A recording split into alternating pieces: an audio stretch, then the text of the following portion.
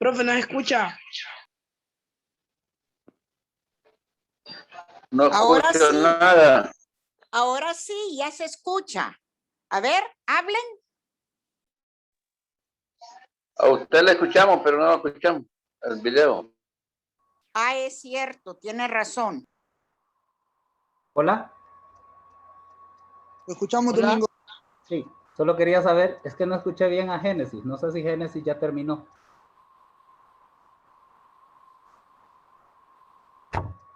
No, profe, aún no, porque como dicen que no se escuchaba, entonces lo voy a decir.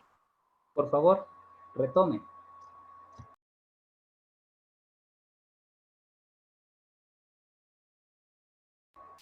No se escucha, Génesis. Usted tiene apagado su micrófono.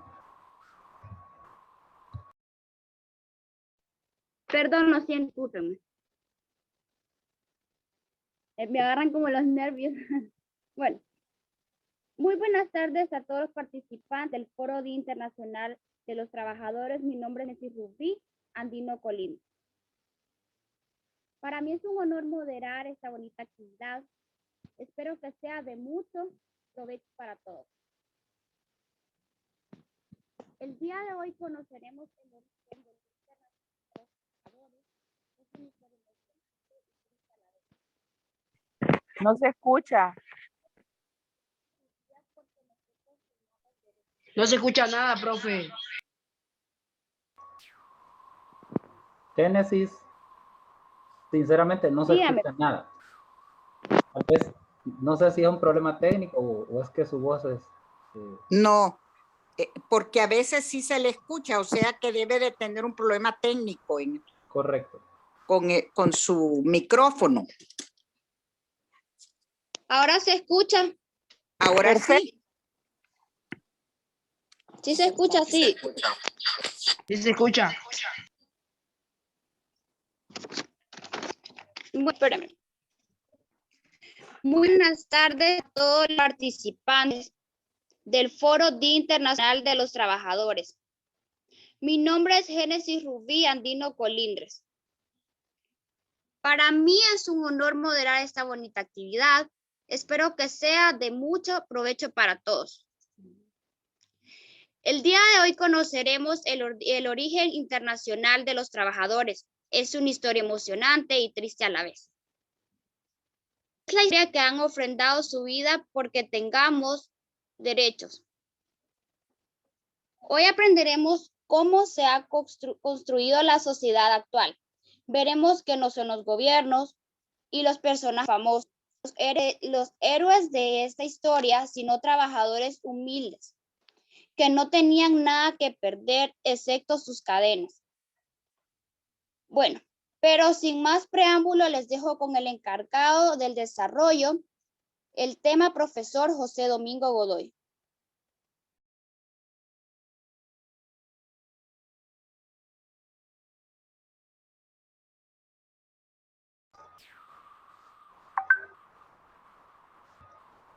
Bueno, muchísimas gracias, Génesis. En este momento yo solo quiero darles una segunda bienvenida a todos y todas. Agradecer la participación de las personas que no son parte de la asignatura, nos honran con su presencia y desde luego para mí es un reto también compartir un tema que normalmente uno lo desarrolla con militantes del movimiento popular, pero hoy vamos a tratar de usar un lenguaje que sea comprensible para estudiantes de décimo, como también para cuadros políticos de la izquierda en Honduras.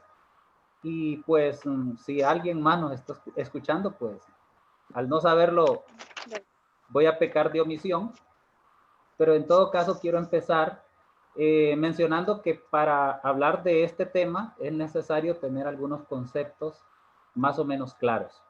En primer lugar, vamos a hablar de una historia que tiene un marco en el sistema capitalista. Y el sistema capitalista es una forma de organización de la sociedad, no la única ni es la última, sino que es un proceso en el cual la humanidad pues ha venido avanzando, y parte de ese avance es todo este proceso histórico que vamos a mencionar. El capitalismo tiene clases sociales, principalmente la burguesía y el proletariado, también el campesinado, pero eso es importante para entender que este proceso histórico del que vamos a hablar tiene una significación en el marco de la lucha de clases. Y cuando digo lucha de clases es que estas clases sociales, la clase obrera y la clase burguesa, se encuentran permanentemente enfrentadas de forma antagónica y además irreconciliable. Es decir, no hay un punto en el cual estas dos clases puedan ponerse de acuerdo simple y sencillamente porque al capitalista le interesa centralizar las ganancias. Es decir, agarrar todo cuanto puede, aun y cuando eso signifique matar de hambre a los trabajadores. Por lo tanto, la clase trabajadora va a luchar porque sus salarios mejoren, sus condiciones laborales mejoren, porque esos derechos nunca se les quiten, esos derechos que han conquistado. Y esto es importante también decirlo porque nunca los derechos se han dado por decreto gracias a los personajes vestidos de saco y corbata de un congreso en ningún país del mundo, sino que todos los derechos son el producto de historias como la que vamos a compartir el día de hoy. Así pues, que quiero decirles que al final de mi presentación van a tener también oportunidad para poder hacer sus preguntas, sus opiniones, sus valoraciones, incluso pueden hacer críticas.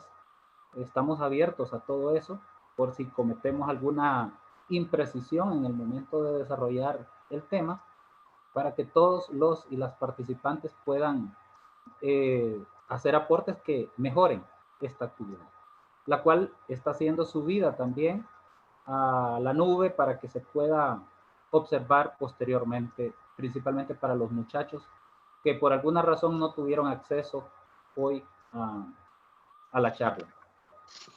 Así pues que voy a dar inicio ya a la presentación. Quiero comenzar diciendo que el Día Internacional de los Trabajadores es una historia bastante triste, como lo decía Génesis, pero al mismo tiempo es una historia que nos llena de esperanza. En la presentación vamos a conocer las palabras de uno de los mártires de Chicago, que decía que sus palabras en el momento en que iba a ser ahorcado no tenían ningún valor que en el futuro lo tendrían. Así pues, de que con esas proféticas palabras, también quiero comenzar hoy. No importa de que este tema sea muy inicial, pero yo sé que muchos jóvenes de los que hoy participan van a recordar esta presentación cuando les toca enfrentar todos los embates que la clase burguesa arremete contra los trabajadores. Eso es una realidad lamentable, pero es una realidad. Bueno, profe, gracias por su exposición. Bueno, compañero, es momento de preguntas y respuestas. No, Hay algunas que hacen enviar y también más verbalmente. bueno, voy a... Profe, no se le escucha nada porque está demasiado baja la señal, se traba. Se traba cuando ella está hablando. Listo, voy. ¿Me escuchan? Sí, Hola. profe, A usted sí le escuchamos. escucho. Bueno, sí, perdón. profe, que con usted no hay problema, es que cuando ella habla como que se le traba, entonces hay como que contraste cuando... Listo, voy. Lo primero que tenemos que decir es que los derechos de los trabajadores que tenemos en este momento son el producto de toda una historia de lucha y de sacrificio de miles de obreros y obreras que la historia tradicional ignora, y es a propósito. Por eso nos toca a nosotros construir esa historia hablando de estos temas, pero al mismo tiempo estudiándolos a fondo y tratando de sacar las lecciones para llevarlos a la vida práctica. Esos derechos como las vacaciones, el salario, las condiciones laborales, la organización de los trabajadores, los derechos de la paternidad, de la maternidad, entre otros, no son, como dije antes, un regalo. Son el producto de luchas y por lo tanto son conquistas. Es decir, se han hecho con el sudor, con la sangre, con el sacrificio de muchas vidas de trabajadores, de personas humildes, no de famosos, sino de personas sencillas que producen la riqueza. Así de simple, porque esa es la realidad. La clase trabajadora puede ser tal vez no la más educada porque no tiene las condiciones para poder acceder a las formas de acceso a la cultura, al estudio, pero somos la clase que genera la riqueza. Por eso hoy no es día de todos los hombres y mujeres del mundo. De hecho, no es ni siquiera el día de todos los que trabajan. Hoy es día de la clase trabajadora, de los obreros, de los que trabajamos por un salario. Por eso di el concepto de clase para que tenga mucha claridad alrededor de esto. ¿Por qué digo esto? Porque los ricos tienen acceso a todo esto, porque tienen los recursos para poderlo pagar. De hecho, no van a las mismas escuelas, no van a los mismos hospitales. Ahora mismo podemos ver en la pandemia que los ricos se están yendo a vacunar a los Estados Unidos y a los países que ya tienen las vacunas, mientras que los demás hondureños, la clase trabajadora hondureña, lo más seguro es que nunca sea vacunada. Y si es vacunada, lo hará hasta que la vacuna ya no tenga ninguna importancia. Así pues que vamos a continuar. Para hablar de la historia de la lucha de los trabajadores, vamos a permítanme.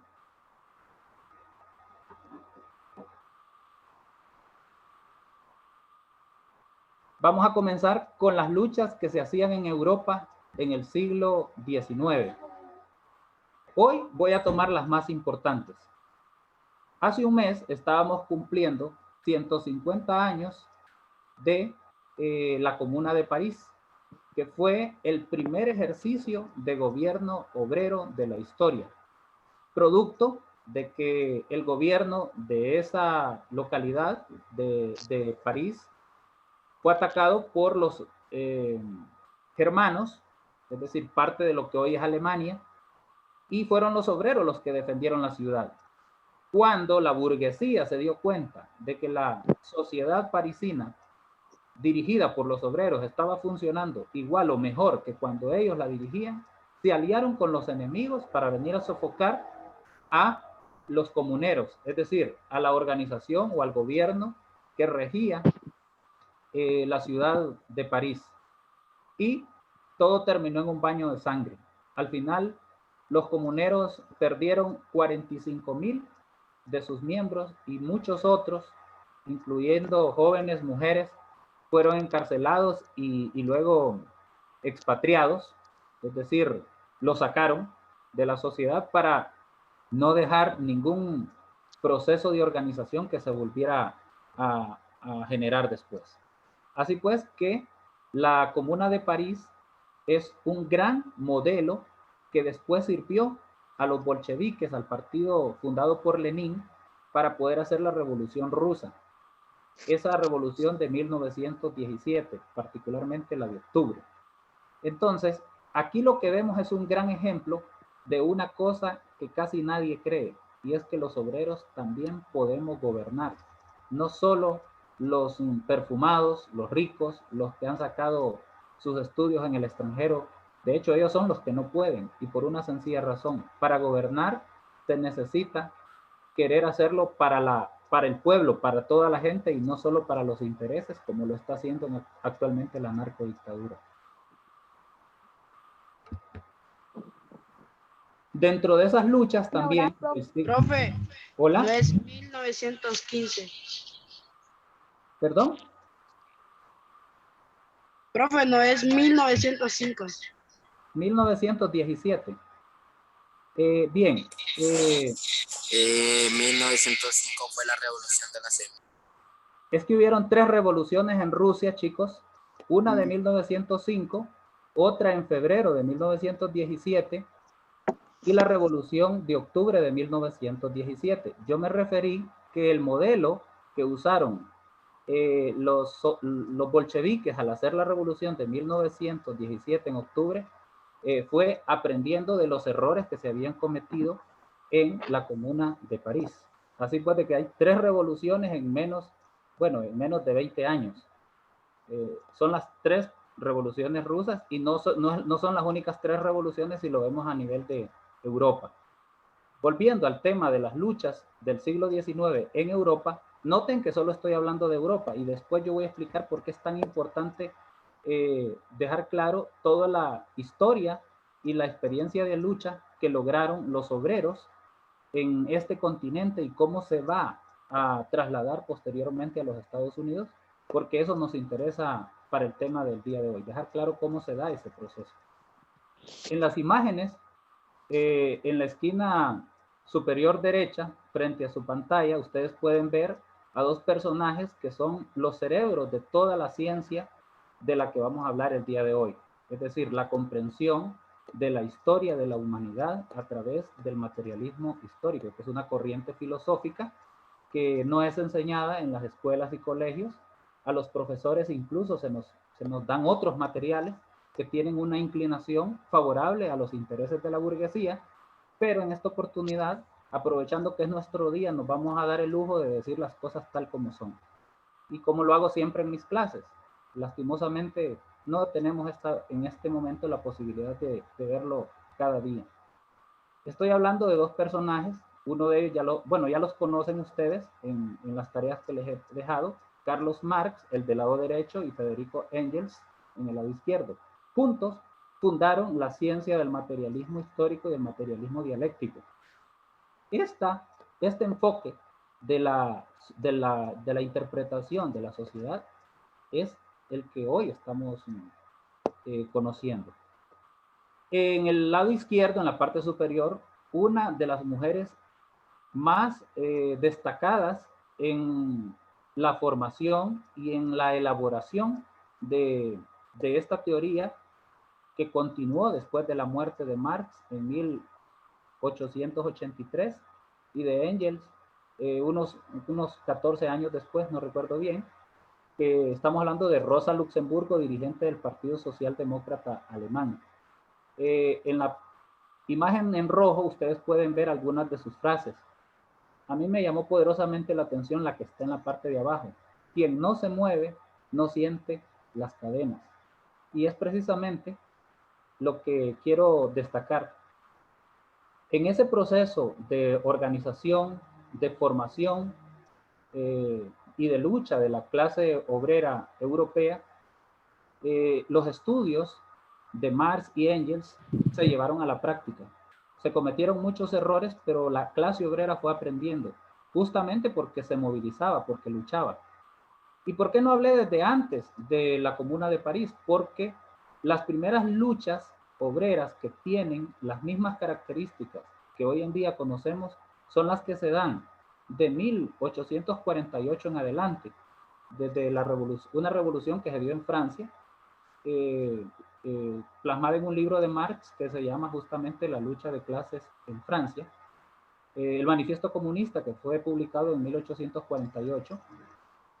Todo eso es el legado que hoy conocemos en la actualidad. Antes de ese momento, hago un paréntesis para explicar, las luchas eran destruyendo máquinas en las fábricas, boicoteando los procesos de producción, pero otros teóricos previos a Marx ya habían explicado que el problema no se resolvía destruyendo una máquina que sustituía a 10 obreros, sino que era organizándose contra la clase burguesa, es decir, los dueños de las fábricas. En ese caso, es importante destacar que esa experiencia de lucha que nos llevó a Chicago en 1886 es esa nueva forma de lucha de la clase obrera europea, fundamentalmente por algunas corrientes ¿verdad? No todas en el marco del materialismo histórico, como lo venía explicando, sino también otras corrientes, como el anarquismo, que es una variante de los luchadores, no es marxista. Los anarquistas tienen una visión de la sociedad en el sentido de que para cambiar la sociedad hay que destruir el Estado y todas las instituciones para poderse organizar de otra forma, la cual no está muy definida por parte de ellos. En cambio, los socialistas planteamos que es necesario tomar el poder en el Estado para luego transformarlo y posteriormente desintegrarlo. Es decir, organizar la sociedad desde una perspectiva comunista en la cual el Estado como tal tiende a desaparecer hasta que desaparece. Y la sociedad adquiere otras formas de organización superiores, manteniendo todos los avances que la sociedad preexistente pues ofrece, la tecnología, la ciencia, la organización y todo eso. Bueno, entonces, con esto me interesaba dejar claro que esta forma de organización y de lucha es la que se aprende en Europa y luego se traslada a los Estados Unidos. ¿Y por qué a los Estados Unidos? Porque la revolución industrial que había tenido lugar en el siglo XVIII y XIX en Europa, también la vive Estados Unidos. Recordemos que Estados Unidos había logrado su independencia de Inglaterra en el año de 1776. Para 1880, por ejemplo, ya era un estado poderoso económicamente, con una industria muy desarrollada, comparable con la de Inglaterra, con la de Francia, y no digamos de otros países que iban a la saga de esos dos países que mencioné en Europa. Estados Unidos era el nuevo centro del capitalismo mundial, ya no era Europa, sino Estados Unidos desde entonces. Y solo para que hagamos una comparación histórica con Honduras, en 1880 es cuando se traslada la ciudad capital de Comayagua a Tegucigalpa. Tegucigalpa era una aldeíta, era un pueblito que producía mulas, que producía comida y tenía obreros para poder trabajar en la mina de San Juancito. Mina que era propiedad en buena parte del presidente de Honduras en ese momento, Marco Aurelio Soto, y que por lo tanto, por intereses económicos, se traslada a la ciudad. Eso solo lo digo para que ustedes comparen de qué tiempo, de qué momento histórico estamos hablando.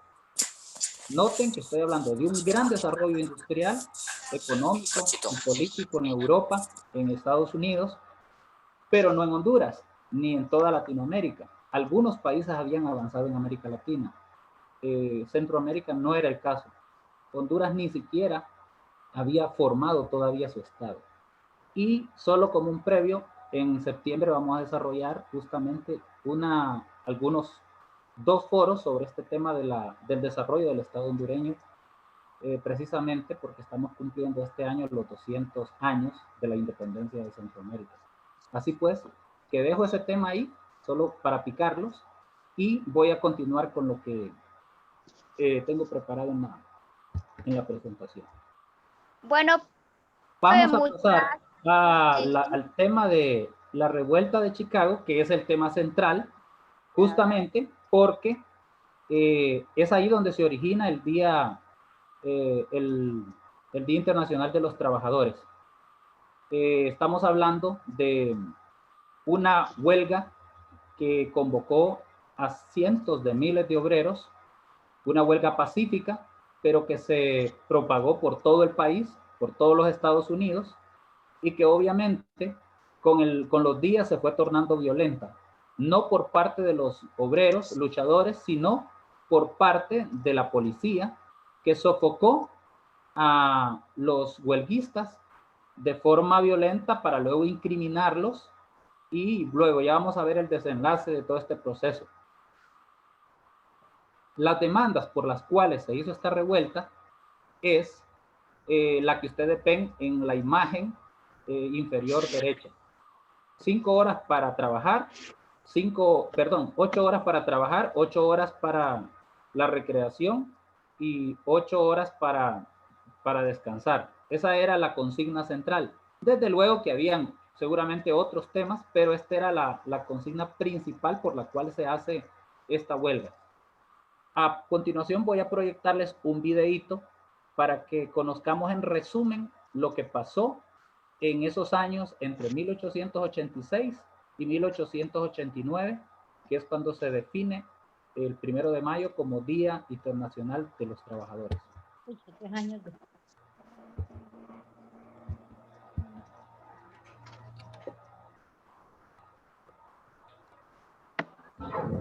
Perdón, es que no me aparece el video. Ya lo vamos a ubicar. Denme un instantito. Está bien.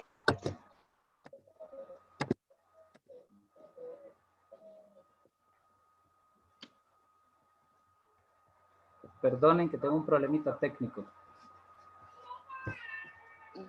Bueno, si no, vamos a continuar con el tema normal.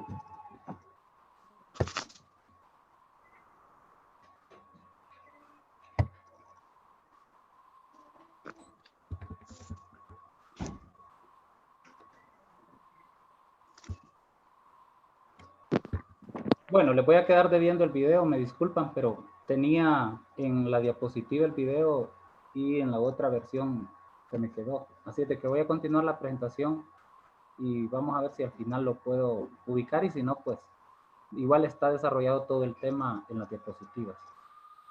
Entonces, como había dicho antes, los obreros europeos llevaron la lucha a los Estados Unidos. ¿A qué me refiero? A esa metodología de lucha de la huelga, de la organización en asambleas, de incluso la organización de partidos de izquierda en los Estados Unidos. Claro, esto se hizo también con una decisión de la primera Organización Internacional de los Trabajadores, que fue la primera internacional, que estaba principalmente dirigida por Carlos Marx, pero que tenía una fuerte presencia de anarquistas. Ya hablé un poco de qué definición tenían, qué definición tiene esta corriente, porque todavía existe. Y al ser mayoría los anarquistas al interior de la internacional, de la primera internacional que se había fundado en 1864, pues tomaron la decisión de trasladarla, es decir, el eje o el centro de la organización a los Estados Unidos, dado el auge de la industria y la cantidad de obreros industriales que había en los Estados Unidos, porque ese es uno de los ejes centrales desde el punto de vista programático de los socialistas y de los luchadores, que la clase obrera y principalmente la clase obrera industrial es el sujeto que tiene la capacidad de transformar la sociedad por el papel que cumple en la producción económica. No solo porque sostiene a toda la economía, sino porque al pararse la industria, el sistema capitalista tambalea y entra en una crisis profunda que permite los cambios y el logro de todos estos derechos, pero también puede llevar a una revolución que acabe con el capitalismo para formar una nueva sociedad. Entonces, volviendo al punto, los anarquistas no lograron hacer funcionar la internacional en los Estados Unidos, pero sí, y con esto no estoy diciendo de que eran malos luchadores o simplemente que eran mejores los otros, solo estoy diciendo de que al ser un sector o una corriente que no tenía un programa coherente, científico para tomar el poder, entonces no tenía otra perspectiva. Solo quiero dejar planteada una idea. Probablemente, si toda la internacional con los cuadros marxistas que ya había en ese momento hubiesen estado en Estados Unidos, en ese momento las cosas se pudieron haber hecho de otra forma. Pero esto no existe en la realidad. Es decir, uno no puede decir que fue así porque eran estos y no los otros simplemente. La realidad es lo que pasó. Eso es lo que debemos analizar. Pero toca también hacer este tipo de análisis. Esa migración de obreros europeos es cualitativa en las luchas que se hacen en Chicago. Tanto así que ustedes van a ver que algunos de los dirigentes de esa huelga eran alemanes y ni siquiera hablaban inglés. Ellos cuando intervenían en las asambleas lo hacían en su idioma, en el idioma alemán. Por eso también ya vamos a ver que en el juicio también utilizan ese falso argumento para llenar de miedo al jurado y a la sociedad estadounidense en ese momento para poderles incriminar, fuesen o no fuesen culpables. Entonces, esto es importante. La internacional se disuelve, no existe más en los Estados Unidos ni en el mundo. Habrá que esperar que se forme la segunda internacional, que dicho sea de paso es la que funda o la que en su congreso de 1889 propone la institución del 1 de mayo en honor a todo este proceso que se da en 1886 en la ciudad de Chicago, es decir, en honor a los mártires de Chicago. Esto es bien importante, es decir, la opinión que la sociedad estadounidense se formó de los luchadores y luchadoras, y esa opinión estuvo marcada por lo que decía la prensa en ese momento. De hecho, los dirigentes de la huelga, algunos de ellos eran periodistas que trabajaban en periódicos de la clase trabajadora. Y al iniciar toda esa revuelta, simplemente al iniciar esa revuelta, esos periódicos fueron clausurados y fueron encarcelados también las personas que los elaboraban. Incluso los que dirigían esos periódicos, algunos de ellos eran justamente uno de los mártires de Chicago. Ahí pueden ver ustedes los calificativos que usaba la prensa y también eso no era accidental, era lo que estaba pensando hacer el sistema judicial norteamericano para deshacerse de todos esos luchadores y por lo tanto deshacerse del peligro que representaban, porque sin duda con la experiencia de la Comuna de París y todo lo que estaba pasando en Europa, Estados Unidos o los capitalistas estadounidenses se veían de alguna manera preocupados. ¿Quiénes eran estos personajes a los que llamamos los mártires de Chicago? Ustedes pueden ver ahí sus nombres, pueden ver también sus edades, la mayoría de ellos personas que rondaban entre los 30, 38 años, no eran señores, tampoco eran tan jóvenes, solo Louis Link, un carpintero que tenía 22 años, y hay otros que estaban más o menos en esa edad. Ahí podemos ver también en la diapositiva la cantidad de años que se les dieron a algunos de ellos y cómo también a algunos se les dio una condena y a otros otra, desde años de cárcel hasta la pena de muerte. Es importante destacar que comenzaron con 31 acusados y después se fue quedando una lista mucho más reducida hasta quedar en estos 8. Y obviamente no todos fueron ahorcados. Ahorcados solo fueron 4 y obviamente algunos de ellos se les conmutó la pena, pero eso ya lo vamos a ver un poco más adelante, porque tiene que ver con todo el proceso que se dio después de su condena. De hecho, su sentencia se da en medio de una gran cantidad de huelgas en defensa de estos dirigentes.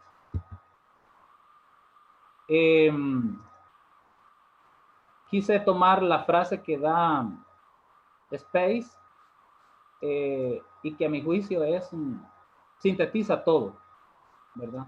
Si hoy gozamos de una jornada laboral de 8 horas,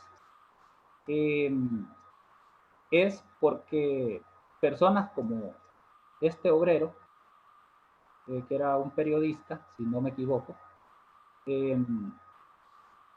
pues tuvo la valentía de llegar hasta el final. Él dijo, justo antes de morir, cuando le estaban poniendo la capucha, segundos antes de ser colgado, antes de morir, este hombre planteó que la voz que van a sofocar es más poderosa en el futuro que cuántas palabras pudiera decir ahora.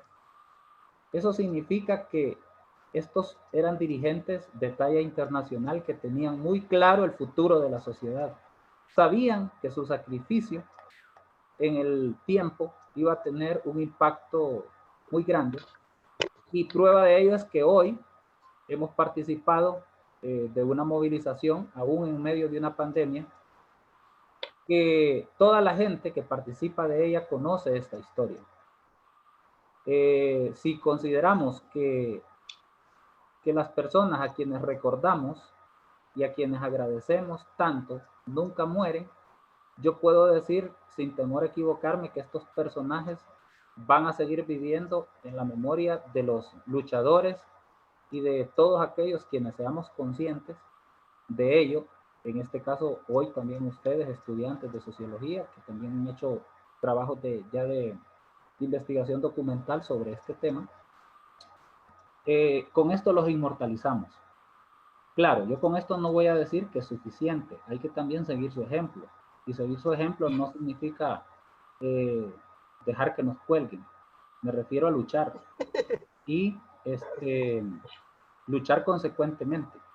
Pero tranquilo, que no he terminado. Seguimos. El juicio que se hace en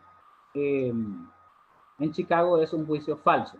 El único propósito de los jueces, de la policía y de todo el sistema judicial que se encargó del caso es amañar un proceso para culparlos. Por eso es que desde el principio se sabía que estas personas iban a ser declaradas culpables, aún sin tener ninguna prueba de que el hecho por el cual se los acusaba, que era el asesinato de un policía y de herir a otros, que algunos murieron después, pues eran ellos directamente los que lo habían ejecutado. Al contrario, los van a matar porque son los dirigentes y de esa manera se aseguraban de controlar o de dejar un mensaje para todo aquel que se quisiera sublevar como lo habían hecho estos. John Peter fue gobernador del estado de Illinois, ciudad a la que pertenece Chicago, en el año de 1893 y 60,000 personas le pidieron el indulto para que liberara a los presos, para que se investigara los hechos, y el resultado fue una cosa terrible. Este gobernador tuvo que reconocer que todo se había tratado de una farsa premeditada, es decir, un plan debidamente preparado para deshacerse de estos dirigentes, en nombre, por supuesto, de la ley. Y esto es bien importante decirlo, porque todo el mundo cree que en Estados Unidos la ley se aplica a cabalidad, que en Estados Unidos los procesos de investigación son muy químicos, en el sentido de que no son amañados, etc. Con esto tampoco defiendo a Tony, yo creo que Tony más bien le dieron pocos años.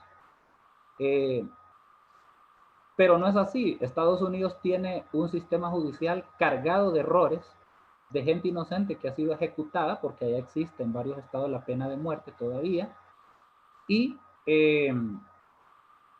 no es cierto de que desarrollan investigaciones limpias, debidamente elaboradas y bien y justas. Entonces, vamos a citar las palabras de un anarquista lituano, Alexander Berkman, quien decía que el juicio de aquellos hombres fue la conspiración más infernal del capital contra los trabajadores que conoce la historia de América. Y por eso es que este tema tiene gran importancia, precisamente porque en este juicio, de la forma como se dio, uno entiende los métodos con que actúa la clase burguesa, la clase que tiene el poder. Ellos emplean todo tipo de triquiñuelas y de falsedades para condenar a los obreros. En Honduras, ningún trabajador gana un caso en el sistema judicial. Todo lo perdemos por una sencilla razón. Los ricos tienen cómo sobornar, cómo inventar historias para ganar todos los casos.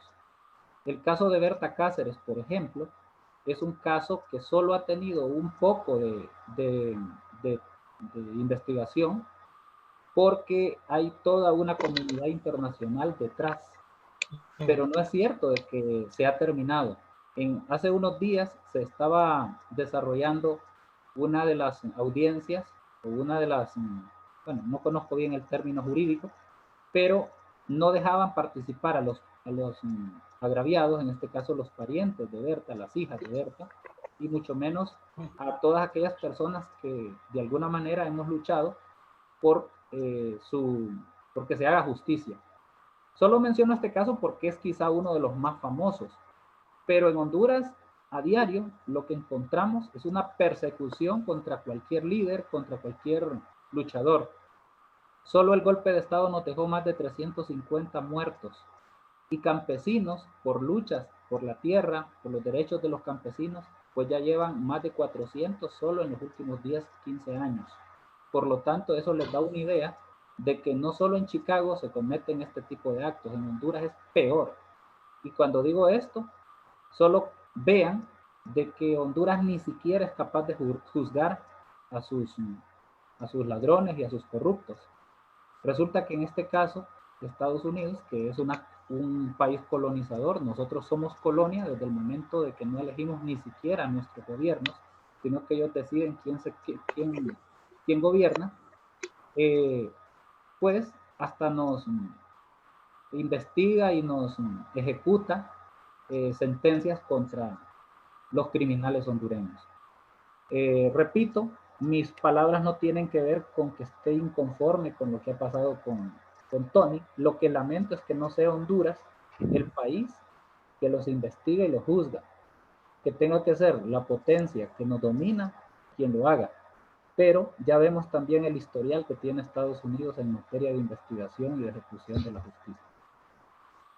Entonces, ya para ir cerrando, vamos a hablar de que en 1889 el Congreso Obrero Socialista de la Segunda Internacional declara el 1 de mayo como el Día Internacional de los Trabajadores en memoria a los mártires de Haymarket, que es la plaza donde se da la explosión de la bomba que mata al policía, es decir, es uno de los lugares emblemáticos. Esto es bien importante, no solo porque es en honor a obreros caídos en la lucha, sino también porque somos los mismos obreros organizados los que declaramos que este día se celebra pues el Día Internacional de los Trabajadores. Es nuestro día en todos los sentidos. Tan es así que el país en donde se dio este acontecimiento de, bueno, Estados Unidos, es el país, no sé si es el único, pero es un país que no celebra el Día Internacional de los Trabajadores. Quizá Katia, que conoce, que ha vivido allá, nos puede hablar un poco de esto después, pero sí sé que en Chicago ustedes van y preguntan por el hecho y muy pocas personas lo saben. Y es aquí donde tiene gran impacto la prensa, los medios de comunicación, que son muy buenos para tergiversar, pero son también muy buenos para esconder todo aquello que la burguesía necesita que se tape. Y con eso se cambia la conciencia y por lo tanto la forma de pensar y de actuar de los trabajadores. Es por eso que en Estados Unidos también no se dieron las revoluciones que se han dado en Europa. Y por lo tanto, Estados Unidos ha impedido que las revoluciones que se dieron en Europa también se hagan en países de América Latina, de nuestra región también. Con esta diapositiva, lo que quería era relacionar la historia del 1 de mayo con Honduras. Y nosotros también tenemos una gesta muy grande de la cual podemos sentirnos orgullosos como clase trabajadora. Y aquí hago otro paréntesis. Clase trabajadora no solo se refiere a los obreros adultos que ya trabajamos. Los hijos de los obreros, por su origen, también son clase trabajadora. Ustedes jóvenes, que solo tienen 14, 15 años, son parte de la clase trabajadora. Tienen que ser educados por nuestra historia como clase trabajadora.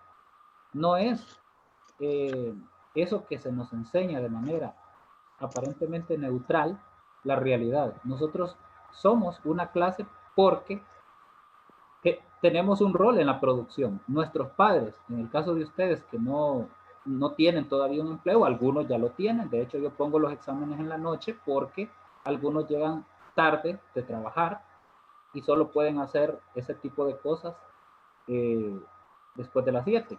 Eso quiere decir que ya son parte de la clase trabajadora muchos de ustedes, lo cual me hace sentir orgulloso. No estoy hablando con gente que no sabe de lo que yo hablo. Ya se enfrentan a la realidad de nuestra clase en un país como Honduras, por supuesto, y en medio además de una pandemia. Volviendo al punto, el episodio más grande que nosotros tenemos, el más glorioso, porque no es el único, es el inicio de la huelga de 1954, que se dio precisamente el 1 de mayo. Es una historia muy grande que no puedo desarrollar acá. Únicamente me voy a referir a los aspectos fundamentales. Número 1 es que la hace también la clase obrera más desarrollada de Honduras. Esa huelga no la podían hacer otros sectores. Solo la clase obrera agroindustrial, por decirlo así, que eran los obreros del campo, de los campos bananeros en la costa norte. Valle de Sula, toda la litoral en el departamento de Atlántida hasta Colón. Claro, la huelga inicia en los campos bananeros. Son las empresas bananeras las primeras que se paran, pero después se desarrolla, así como en Estados Unidos, huelgas por todas partes. Además, al ser ese sector el más fuerte, el más organizado, también era el que tenía más capacidad de sostener la huelga, que lo terminó haciendo por 69 días. En ese momento eran había que luchar por todo en Honduras. No existía ninguna ley laboral y por lo tanto era uno de los objetivos a mediano plazo. No eran de los temas urgentes, eran aumento de salarios, eran mejoras de las condiciones laborales, cuestiones muy puntuales de los obreros bananeros. Pero al final vamos a ver que el gobierno sofocó junto con las empresas a los obreros, los dividió, les hizo de todo, pero la huelga fue globalmente triunfante. ¿Triunfante en qué sentido? Que si bien no se lograron todos los puntos que estaban en la mesa, el impacto de la huelga del 54, según historiadores como Mario Argueta, tuvo el mismo impacto que tuvo la independencia para Centroamérica, para las provincias centroamericanas, lo cual ya les hace a ustedes imaginar todo lo que representa esta experiencia de la clase trabajadora para nosotros. Es un tema que debemos estudiar también. Ustedes ya empezaron a hacerlo. Y obviamente le vamos a dar tratamiento también en la clase de historia que vamos a desarrollar a partir de julio. La huelga bananera fue apoyada por distintos sectores, no solo del país, incluso de México. Venía apoyo en pequeñas cantidades, pero había mucho apoyo de la clase obrera, porque la clase obrera es internacional. Ese es el otro tema que quería mencionar. No es que la clase obrera hondureña es una, la clase obrera salvadoreña es otra. Todos los obreros compartimos las mismas características aquí, en Alemania, en China, en Estados Unidos o donde nos paremos. Todos somos explotados. A todos se nos roba parte de nuestro trabajo. Nos pagan por 6 o 5 horas de las 8 que trabajamos. Y las otras se las roba el empresario, el que nos contrató, digamos, el dueño del capital. Y ese es el punto que yo decía, que hace que sea irreconciliable esta lucha de los trabajadores contra la clase burguesa, los dueños de los medios de producción. Entonces, esta huelga nos ha dejado como resultado el Código del Trabajo, que aunque lo quieren desvanecer, lo quieren, digamos, eliminar, para decirlo más claramente, todavía existe desde el año de 1959. La huelga fue en el 54, pero para 1959 ya era ley el Código del Trabajo. Una ley que vino a darle derechos formales a los trabajadores. Y uno de esos derechos es justamente la jornada de las 8 horas. Menos importancia se le da, pero es casi igual de importante los derechos políticos. Por ejemplo, las mujeres en Honduras hasta ese año de 1954 no tenían derecho al voto. En Europa se había logrado antes. Y en el caso de Europa, el primer estado que incluyó a mujeres en los cargos de primer nivel fue el estado ruso, es decir, la Revolución Rusa de 1917 en octubre.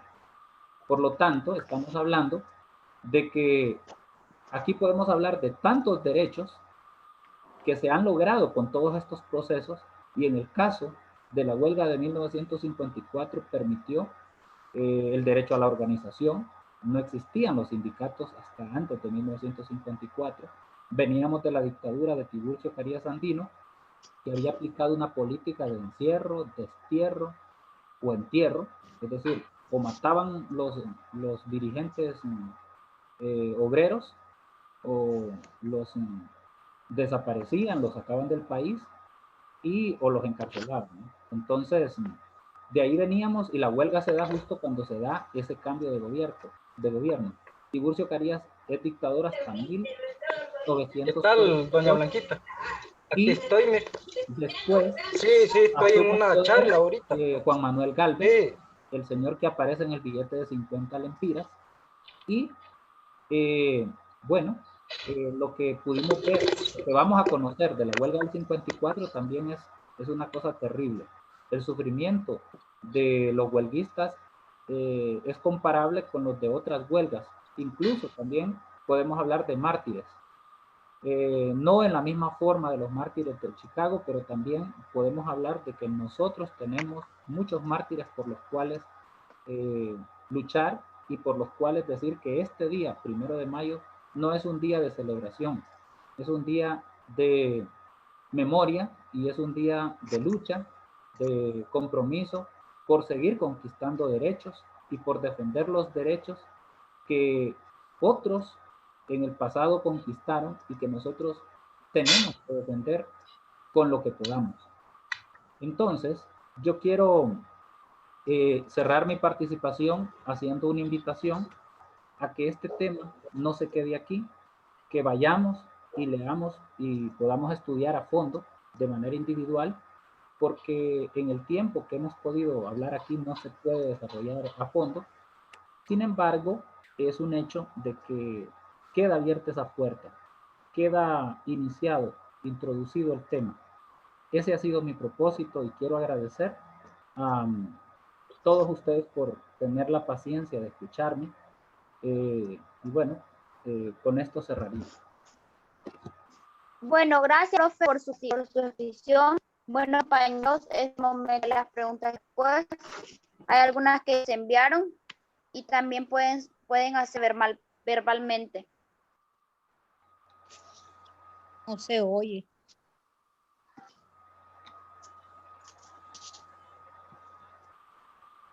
Y Génesis decía que hay algunas que ya las enviaron, pero también pueden preguntar directamente. Pueden hacerlo verbalmente. ¿Y por qué no van leyendo las que ya enviaron y evacuamos esas primero? Correcto. Génesis me podría ayudar porque yo no tengo acceso a las preguntas.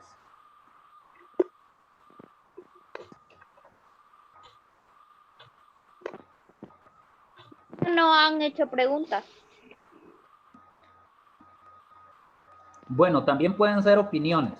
Y como sé que no solo tengo estudiantes, tengo compañeros de lucha que pueden hacer sus aportes, pues son bienvenidos. Y si también tienen preguntas y están en nuestro alcance, pues con mucho gusto.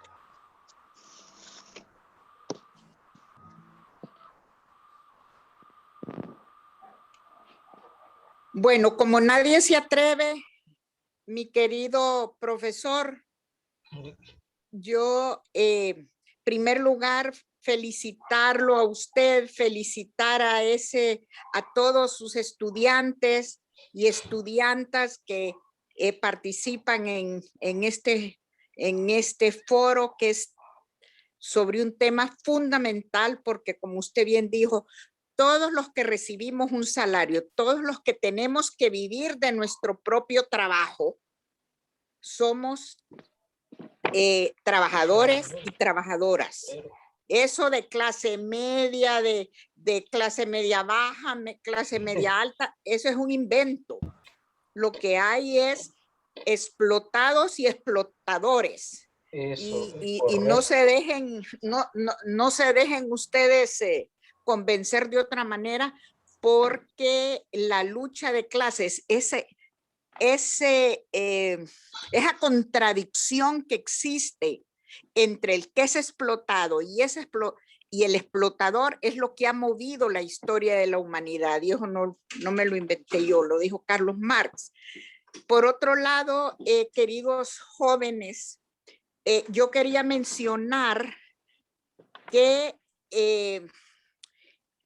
detrás de cada uno de estos mártires, si estudian ustedes un poco más profundo esto, van a ver que todos tenían una mujer a su lado que luchaba a la par de ellos al mismo tiempo, y la mayoría de ellas, de las esposas, eran también trabajadoras, no trabajadoras asalariadas, tenían una doble función, como sucede muy comúnmente. Es muy común, sobre todo ahora en esta época, que las mujeres tenemos que desempeñar 2 y 3 jornadas de trabajo, como ustedes lo pueden ver en sus hermanas, sus mamás, sus abuelas, y que es necesario enfatizar eso, porque eso no solo es producto del capitalismo, sino del patriarcado, que es otra cosa que algún día ustedes van a tener que estudiar. Pero con referente a lo de esto del 1 de mayo, de esta celebración que estamos teniendo, hay una mujer que se destacó enormemente, y esta compañera se llamaba Lucy González. Lucy González era una mulata nacida en México, que era la compañera, era la esposa de uno de los mártires, de Albert Parson. Y esta mujer dedicó el resto de su vida, y ella se murió hasta los 89 años, se dedicó a defender la causa de los mártires de Chicago. Se volvió, ella ya de por sí era una activista también, eran no solo compañeros de vida, sino compañeros de lucha. Y Lucy González se entregó toda su vida a seguir luchando y reivindicando la causa de los mártires de Chicago. No olvidemos que el juez que los condenó, que nunca se dieron las pruebas y después se probó de que eran inocentes, pero dijo, ahórquenlos, que eso salvará nuestra sociedad. O sea, imagínense qué increíble. Y ese tipo de injusticias que se dieron en ese entonces, en 1886, todavía continúa dándose y se va a continuar dando en tanto no cambiemos el sistema capitalista y no lo reemplacemos por un sistema justo, equitativo, que no haya impunidad, como es lo que sobre todo privó en este momento. Pero les quería recordar sobre Lucy González, que fue una mujer extraordinaria que dedicó su vida a levantar y a organizar otras mujeres, y murió, creo que hasta en 1900, murió ya siendo una anciana. Muchísimas gracias y muchas gracias al profesor y a ustedes. Los felicito, muchachas y muchachos. Gracias. Gracias, Katia.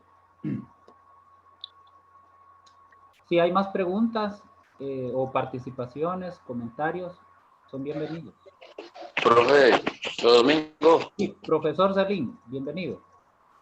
Buenas tardes a todos y a todas.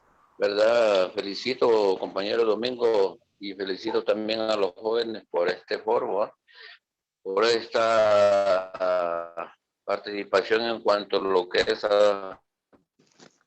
el recordatorio de nuestros, ¿verdad?, antepasados en cuanto a la lucha obrera, ¿verdad?, en esos aspectos, y nos han venido a refrescar un poco más esta lucha y hacer un poco más de conciencia en cuanto a lo que es la lucha que hay dentro, como decía, dos clases nada más, la clase burguesía y la clase obrera, ¿verdad? Y los han metido en la mente que hay diferentes tipos de clases en ese sentido por la misma burguesía, para confundir más que todo al obrero en sí.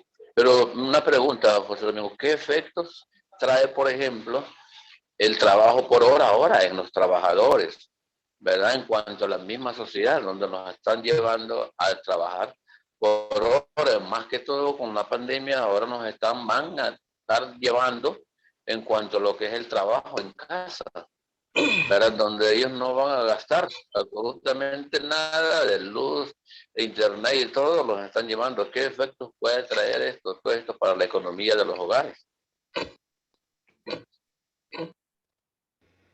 Muchas gracias. Parece que Álvaro quería hacer uso de la palabra. Bueno. ¿Me escucha, Domingo? Solo quería saber si Álvaro va a preguntar o opinar. No, yo solo quería comentar algo de lo que usted dijo al principio, que nosotros los obreros teníamos derechos y que esos derechos, bueno, para conquistar un derecho hay que luchar. Uno, digamos, pasa por los diferentes niveles educativos en el país. Y a mí me tocó, pues, uno hay que ser como demasiado curioso para darse cuenta de estos temas. A mí, por ejemplo, en la escuela ni colegio, nadie me dijo, ningún profesor me dijo que esos derechos se podían adquirir mediante la lucha. Creo que como clase trabajadora que somos, debemos profundizar en ese tema. Usted bien lo dijo, Domingo, que hay que estudiar bastante, digamos, lo que es la lucha social solamente. Gracias, Alvarito. Me voy a referir a la pregunta que hace el profesor Celín, que es una pregunta importantísima. Para empezar, eso que el profesor Celín nos menciona es la pérdida de un derecho. Es el derecho a la estabilidad laboral y a la permanencia laboral. En el magisterio, eso, por ejemplo, se conoce como un profesor que no es permanente, está contratado temporalmente, interino le llamamos. Este profesor tiene que estar renovando su contrato cada cierto tiempo y no tiene, digamos, la condición que le permita luchar por sus derechos, porque puede ser, digamos, fácilmente removido de su puesto de trabajo por el hecho de estar en una condición de vulnerabilidad. Cuando un profesor es permanente, tiene mejores condiciones porque la ley lo ampara. Tiene otros derechos que el interino o el empleado por hora no tiene. Por lo tanto, eso es ya un golpe durísimo y es también una violación al derecho que hemos conquistado con luchas anteriores los trabajadores. Pero no crean ustedes que es, digamos, una situación, digamos, inocente la que se da con estos compañeros y compañeras que están en esa condición. Es una decisión también política. Por eso que decía, porque al estar en una condición vulnerable, este trabajador todo el tiempo pasa en zozobra. Tiene que aguantarse los insultos, los malos tratos, que no le paguen un mes, porque en realidad urge, sobre todo en una sociedad como la nuestra, que el desempleo es terrible, necesita del trabajo y por lo tanto, al no tener derechos que le permiten alzar su voz, pues entonces la clase burguesa y el Estado, que es representante de esa clase burguesa, en este caso el Estado hondureño es un Estado burgués, va a aplicar todas las medidas de coacción, de persecución, de intimidación contra estos trabajadores que están en esa situación. Por ejemplo, cuando los mártires de Chicago exigieron una jornada de 8 horas, lo hicieron porque el presidente de los Estados Unidos, Andrew Johnson, en 1868, ya les había otorgado el derecho a los burócratas, a los empleados del Estado, principalmente los empleados de las instituciones federales de los Estados Unidos, el derecho a las 8 horas. Pero no era para todos los obreros. Algo así como cuando aquí se le hizo el aumento de salario a un sector de la clase trabajadora, pero a otro no. Entonces, ¿qué estoy diciendo con esto? Que los trabajadores tenemos distintos niveles y distintos derechos, niveles en el sentido de derechos. Y eso lo hace así la burguesía, precisamente para que nosotros no tengamos las mismas condiciones y no nos podamos organizar en un mismo espacio para luchar juntos. Por ejemplo, los trabajadores que estén permanentes van a tener un nivel de organización. Los trabajadores por hora, esos no van a poder estar en los mismos espacios. Y por supuesto que en este caso los más vulnerables van a ser los que estén por contrato por hora. Y sería muy ético de parte de las organizaciones de los trabajadores que los que tenemos un contrato permanente no solo aboguemos por los intereses y los derechos de los que estamos permanentes, sino también por estos compañeros interinos, por estos compañeros que trabajan por horas, que son parte de nuestra clase y que son los más explotados y también los más oprimidos. Entonces, creo que este es un tema gravísimo y muy actual. El Stidis hoy en la movilización hacía justamente esa denuncia. Ellos le llaman tercerizar también, que es el hecho de que la persona, que la empresa que contrata al obrero no es el dueño de la empresa donde trabaja, sino que hay una empresa que se ocupa solamente de ese proceso de contrato, pero quien vende el servicio es la empresa que contrató a otra empresa. Yo sé que es enredado lo que estoy diciendo, pero en todo caso no hay un contrato directo del empleador al obrero, sino que otra empresa está sirviendo de intermediaria. Y eso es también una forma de contrato que vulnera derechos y al mismo tiempo las condiciones de trabajo y de vida de los trabajadores. Porque en última instancia todo esto de los salarios, de las condiciones laborales, etcétera, va a pegar en un tema concreto y es la forma en que vivimos. Los trabajadores realmente sufrimos, sobre todo cuando se nos despide sin ningún reconocimiento, sin ninguna prestación y nos toca pasar 2 años buscando otro trabajo. Por eso es un tema importante también de verlo a ese nivel, de luchar por que haya muchos más puestos de trabajo, mucho más empleo. De paso, ese no es un error también accidental. Al capitalista y al sistema capitalista como tal le conviene que exista mucho desempleo, porque de esa manera los pocos que tienen trabajo van a sentirse atemorizados, es decir, no van a poder luchar por sus derechos, porque en la puerta de la fábrica van a contar con 1000 personas o más aspirando a tener ese cargo o ese puesto de trabajo que tienen los que están contratados. Por lo tanto, todos esos elementos vulneran a los trabajadores y facilitan en consecuencia también la explotación por parte de los capitalistas. Entonces, gracias por las participaciones. Profe. Sí. Buenas tardes. A nosotros los jóvenes, bueno, en mi caso, conseguir trabajo como ayudante de albañil es muy difícil, ya que le piden o que es mayor de edad o su título. Y también nos extorsionan con la paga, porque solo por ser menores de edad los quieren pagar menos, nos quieren explotar en el trabajo. Y resulta muy difícil en estos tiempos más la pandemia conseguir un trabajo estable y que le paguen bien.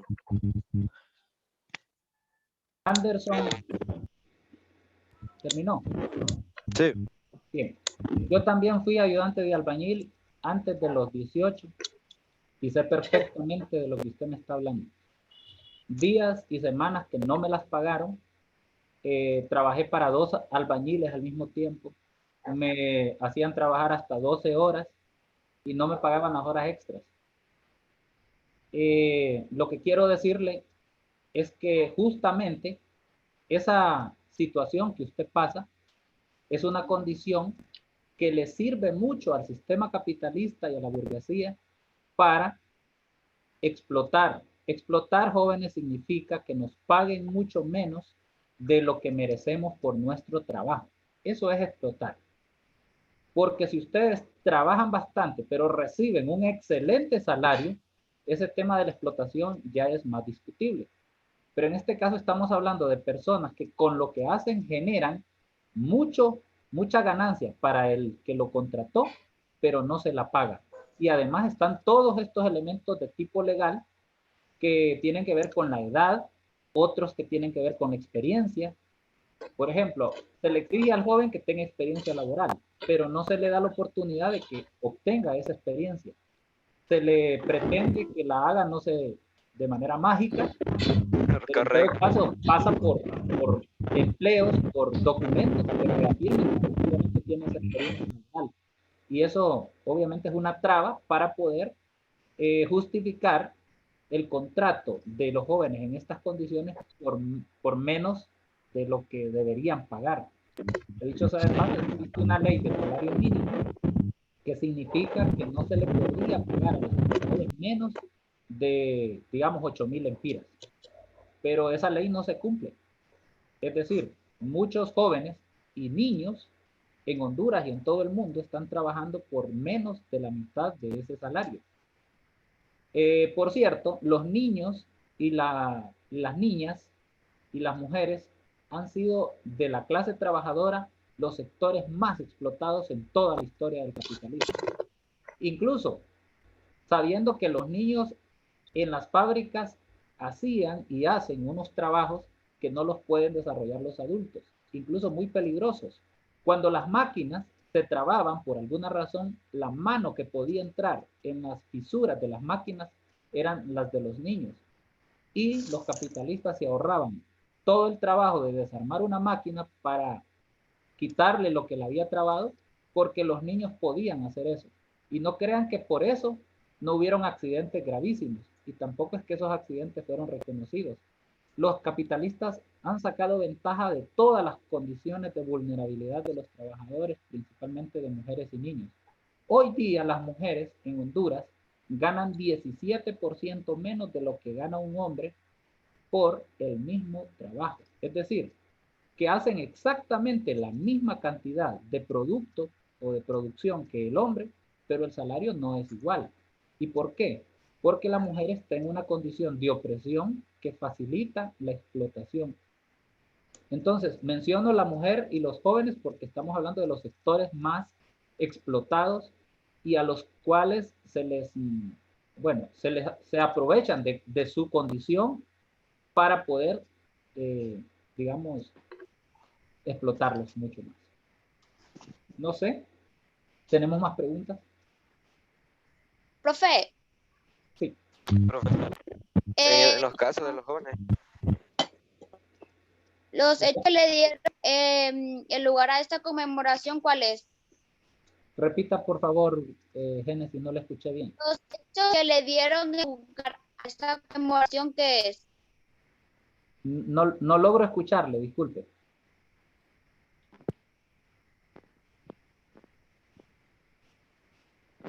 Ah, sí me escucha. Un poco mejor, pero es que se escucha cortado. Yo creo que todos no le hemos podido escuchar cada vez que usted habla. Pero dígamelo de nuevo. Ahora sí me escucha, pero no. Sí. Bueno, yo quería dar que los hechos que dieron lugar a esta conmemoración están contextualizados en los albores de la revolución industrial en los Estados Unidos a fines del siglo XXI. De Chicago es la segunda ciudad de número de habitantes en Estados Unidos del oeste. Y del suroeste que llegaban cada año por un ferrocarril de 1,000 de ganaderos desocupados. Ah, muy bien, solo un dato. Finales del siglo XXI todavía no ha llegado. Es decir, estamos en el siglo XXI, es el siglo XIX. ¿Ya? Solo para que nos ubiquemos en el tiempo. Es un tema de cronología. Ok, profe. Sí, listo. No, gracias por el aporte. De hecho, este tema de la revolución industrial en los Estados Unidos es un tema muy interesante y justamente lo que hoy estamos explicando es que la revolución industrial en Europa generó todo un proceso de organización de la clase trabajadora. En Estados Unidos no lo permitieron. Decisiones como esas que Katia señalaba que tomaron los jueces y la burguesía de Estados Unidos. O sea, los jueces no son representantes de la sociedad, son representantes de los intereses de quienes los mandan a ellos. No sé si recuerdan cuando un juez falló a favor de David Romero. Lo quitaron y pusieron otro hasta que lo condenaron. ¿Y qué pasó cuando la Corte Suprema de Justicia estuvo en contra de la reelección? Quitaron a todos los magistrados excepto al que había votado a favor de eso. Entonces, ¿qué estoy diciendo? Estoy diciendo que los poderes del Estado no son poderes ni independientes, ni tampoco justos. Ellos no aplican ninguna ley, aplican la ley de los intereses de quienes los mandan, los grupos de poder económico. Eso es lo que pasa en Estados Unidos, en Honduras y en cualquier parte del mundo.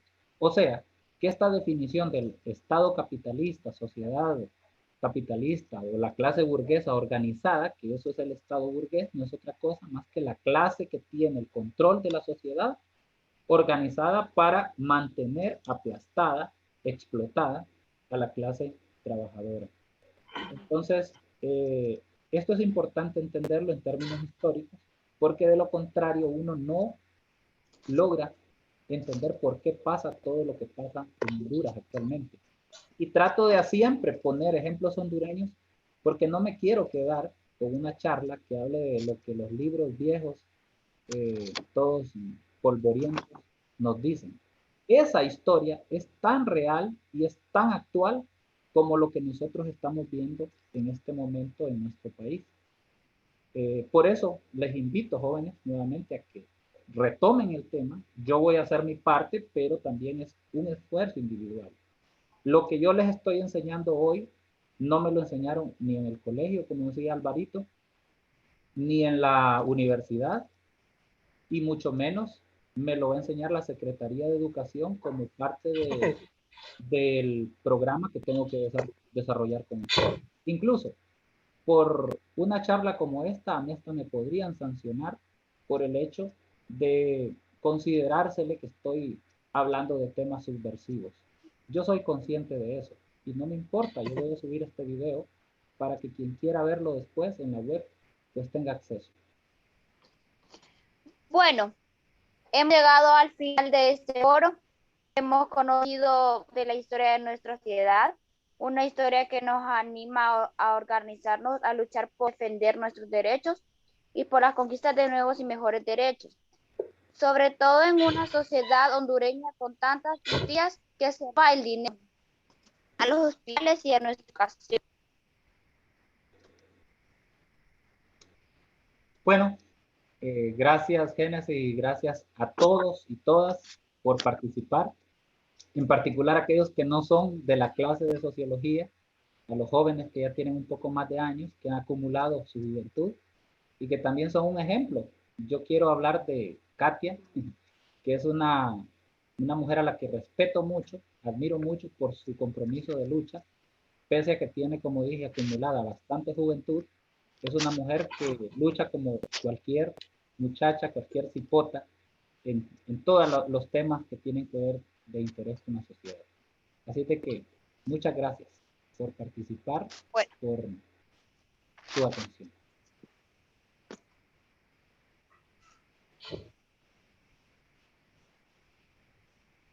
Bueno, espero que les haya gustado el día de hoy.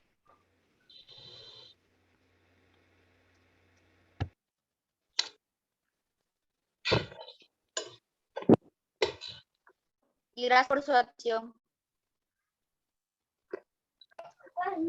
No le escucho nada, está lagueado.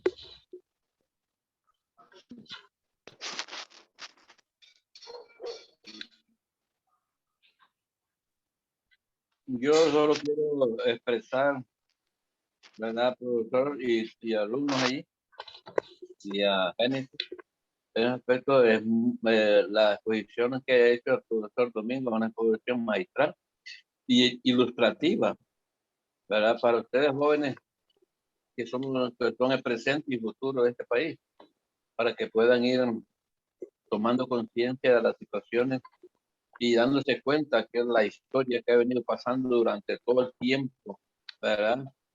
Que es de la humanidad en estos aspectos de la explotación que hemos sido objetos durante siglos y que vayamos luchando por esos derechos. Un derecho que no se lucha se pierde, ¿verdad? Entonces, nosotros, inclusive como magisterio, ¿verdad? Hemos dejado de luchar en algunos aspectos y hemos ido perdiendo derechos. Pero ahí está el despertar de algunos compañeros que se interesan muchísimo en cuanto a lo que es la participación y la lucha solidaria con todos. Yo los felicito, profesor Domingo, por estas exposiciones que ha hecho y a cada uno de los jóvenes para que puedan ir despertando conciencia de ustedes mismos y que no se queden en el olvido, ¿verdad? No, como decimos vulgarmente ahí, por un oído no entra y por otro no sale, sino que vayan agarrando ustedes conciencia, reclamando sus derechos, ¿verdad? En esos aspectos. Muchas gracias, Dios les bendiga y cuídense mucho porque esta pandemia está llevando a muchos jóvenes. Cuídense mucho. Gracias. Gracias igualmente. Gracias a Bueno. todos y a todas.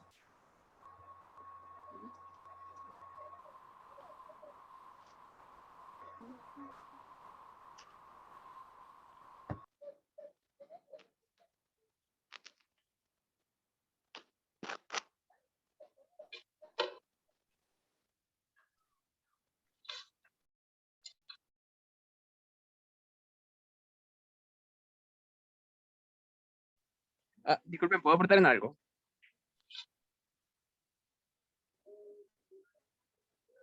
No te escucho. Creo que- Adelante. Felicidades, profe, por su charla. También le quería decir, no sé si usted tiene Netflix de casualidad.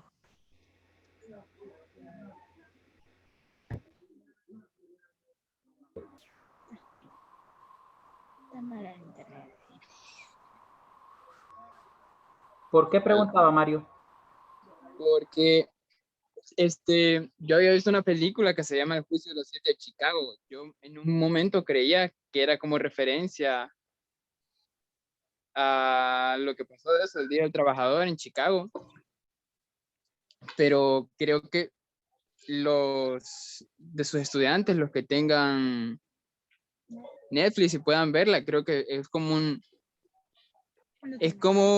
un buen escenario de ver qué más o menos pasó, porque en eso los chavos estos protestan contra la guerra de Vietnam y van a la convención, no sé si es republicana o demócrata en los Estados Unidos, en Chicago, y hacen lo mismo, hacen una manifestación pacífica y después se vuelve violenta, se descontrola y a 7 los juzgan.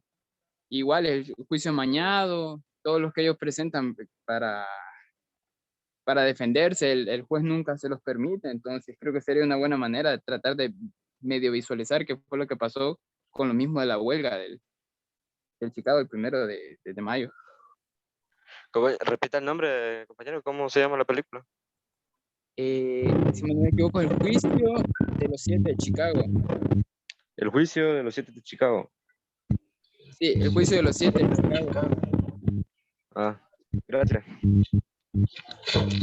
Sí, yo solo quiero advertir, es bueno ver todas esas películas, pero no crean que Netflix sea un espacio que le interese dar a conocer datos reales sobre las luchas de los trabajadores.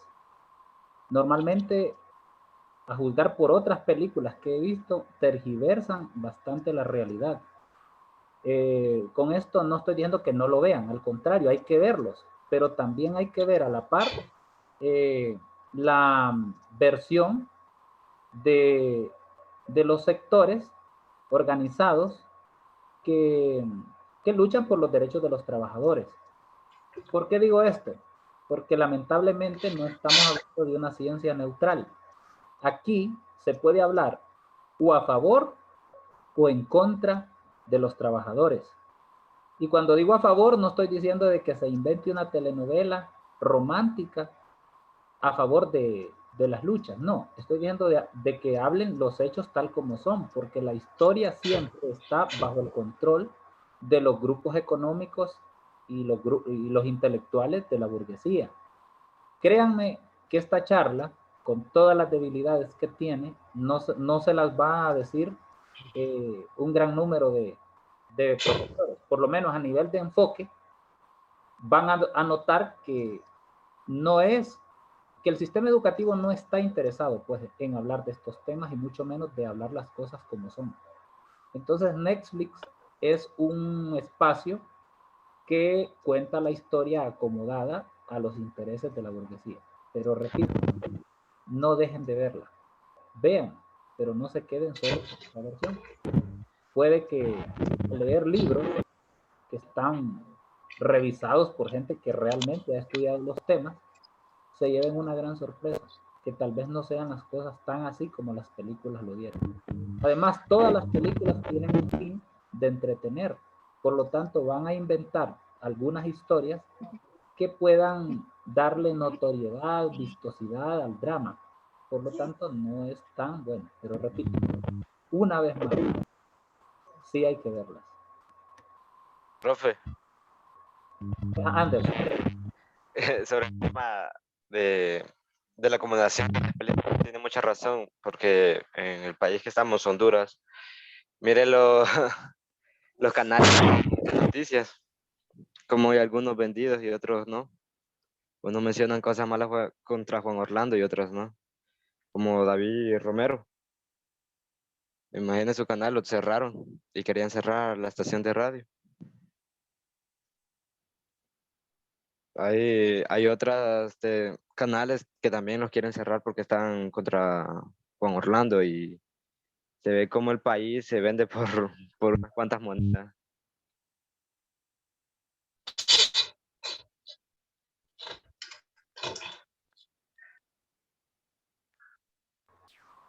Querido Anderson, bienvenido al capitalismo. Así es, así funciona. Eso no quiere decir que no existan medios independientes que no hagan una labor distinta. Y eso tampoco significa de que no hayan intelectuales, personas que estudien los temas para que la población los conozca tal como son. Por eso es importante que usted tenga esa visión, que usted tenga esa comprensión crítica de la realidad, que la comparta en este foro. Bueno, les recuerdo que estamos hablando un poquito ya después del cierre, pero no importa, yo tengo tiempo, no tengo problemas. Yo no quise hacerlo tan largo porque también esto implica un gasto para muchos estudiantes. Mantener abierto el Zoom implica pues un internet que tienen que pagar y yo no quería excederme. Pero quiero agradecer también estas participaciones que se han dado. Así que no quiero correrlos de la sala, pero también hay que pensar en estos muchachos que de pronto no pueden estar hasta el final.